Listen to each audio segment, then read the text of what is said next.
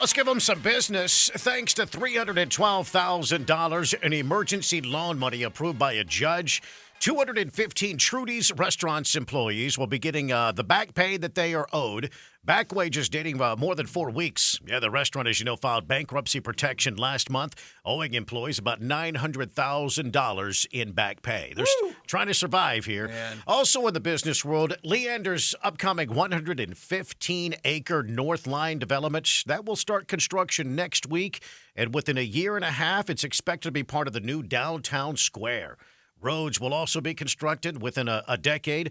The Northline project is expected to have about a combined 1 million square feet of office and retail space, 2,000 apartments, 300 townhomes. This is the new downtown for Leander, Texas. That's what they're creating.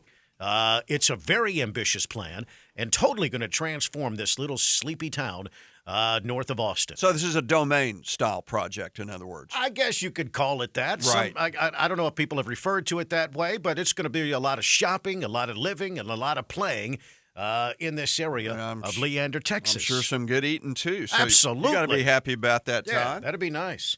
Hey, glass bottles are angling for a comeback. Yeah, as the crackdown on plastic spreads across the globe, more and more cities are banning straws, things like that. Will glass packaging make a comeback? Well, some businesses are betting so and investing in some new technology and facilities as major consumer goods companies look for more environmentally friendly packaging.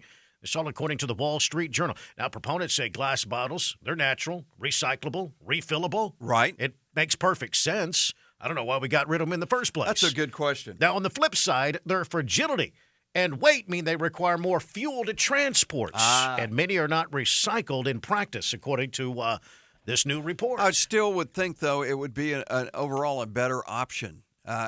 Cleaner option. Sure. You could upcycle. You could refill them, that sort of thing. Right, exactly. And plus, it gives the hobos a chance to collect bottles and trade them in for pennies. There you go. It's good for the economy. It's a win-win. Yeah. Bring them back, man. Remember the days of the 1 liter Coca-Cola bottle? Of course. The 1 liter. Of course. I told you about the 1 liter Coca-Cola bottle I had when I was a stock boy at Minyard's grocery store in Grand Prairie, Texas. Right. And sometimes the pranksters at the Coca-Cola bottling plant would put things inside a Coca-Cola bottle and seal the lid and ship it on down the line, and then we'd get it in the stores. It was kind of a fun novelty kind of thing. It's kind of a secret underground Coca-Cola fact. Like what? What Well, I mean, all kinds of things, like a Hot Wheel, that kind of thing back then. I had a very large pickle.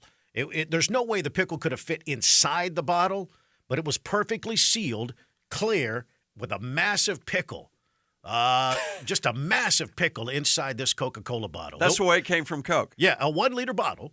And I carried this thing around for a long time. I mean, a long time, years, maybe 30, maybe close to, 30 years or more. Yeah. Until it fell from a top shelf when I was building a studio at home. Oh, no. Onto the tile floor. Oh, no. And that thing danced on the floor like a fresh puppy, man. How'd that pickle smell? Oh, my goodness. A little rough? It was nasty. A little rough? It was nasty. Clear the room? It was all hands on deck cleaning that up, man. Well, I got everybody involved. Sorry for your loss. Yeah. Well, glass is making a comeback. Yeah, well, it makes sense. It really does. And it does make you think, why did we go to plastic to begin with? Well, because we went to plastic because it's lighter. Doesn't break. It was cheaper to make back then. Yeah. And we didn't know the environmental impact it had as we started pushing plastics. Well, listen, the more glass things we have, the more I'm going to break them. If it's glass and it's in my hands, sooner or later it's going to be dropped and it's going to break. I understand. Such as the glass I did in the kitchen last night. You broke some glass last night? It's a weekly occurrence, man. It's a weekly occurrence that I break something in that kitchen. It's those tiny hands. You got to use both hands, Don. Dropped a glass. Yeah, exactly. Use both hands. It's probably it. I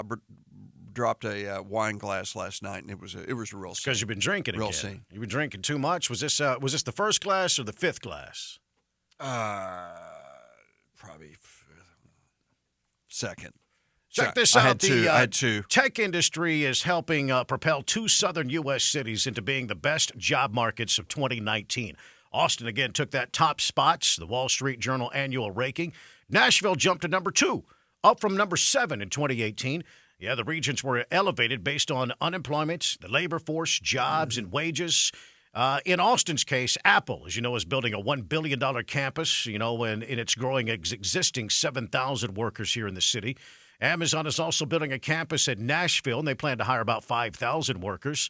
I think you could kind of throw Pflugerville into the mix there locally as well with their big Amazon fulfillment center that's in the making. No doubt. Out there by the toll road in 45. Doubt. No doubt. Just adds more and more to this region. Yeah. Now, those fees air carriers charge are finding their way to transportation on the ground. When it comes to your luggage in the sky, things like that. Well, check this out. Amtrak is making changes in its ticketing policies similar to some of those already in effect by airlines. The rail company says starting Sunday, passengers who buy the lowest cost saver fares will no longer be able to make changes or cancel tickets 24 hours after purchasing them. Amtrak may charge a fee for cancellations or changes made to mid-range priced value fares within 2 weeks of departure. The higher-priced flexible fares will allow travelers to get full refunds and no-fee changes. A company spokesperson says the new rules will allow discounted prices for those willing to exchange some flexibility. Rich Dennison, Fox News. You would think the train industry would be doing everything they can to get people in a train. Instead of making it more difficult. I wonder if it's starting to make a bit of a comeback. If you go on YouTube, there are more and more YouTube segments of people YouTubing their cross-country train trip on Amtrak and staying in sleeping cars and things like that. Seems like there's some more interest that's kind of percolating with that again. Or at least more people are videotaping it and posting it. Or that. Yeah. But I would like to see that make a comeback. That's something I want to do, actually. You'd like to see the train industry make a comeback. Absolutely. I mean, it's pretty thriving now as it is. Well, we've got to have them, but as far as passengers, as far as actual passengers doing cars, it's not cheap. It's pretty expensive to do it, but to do the whole sleeper car thing, I'd love to do that. I've never done that. Yeah. I've never done that, and so I want to experience it. There you go. Thank you so much. 625 here on the Todd and Don Show. Thank you for listening. Also in the world of business, Home Depot reported better than expected fourth quarter sales, sending shares higher ahead of the opening bell. The Atlanta-based home improvement chain's profits rose 5.8% year over year to $2.5 billion.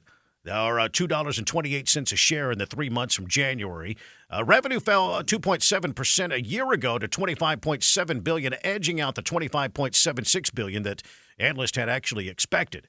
Now, comparable sales were up 5.2% overall and up 5.3% in the United States.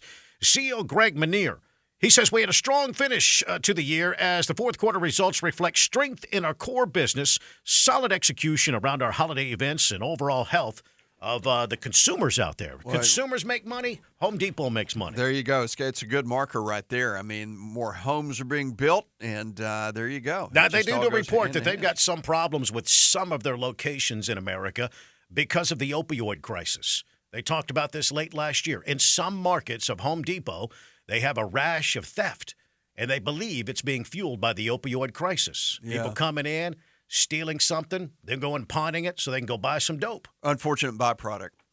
Stay with us. Coming up in Tech News, why the last mile is the biggest puzzle for the produce aisle. We'll explain coming up on the Todd and Don Show. The Todd and Don Show.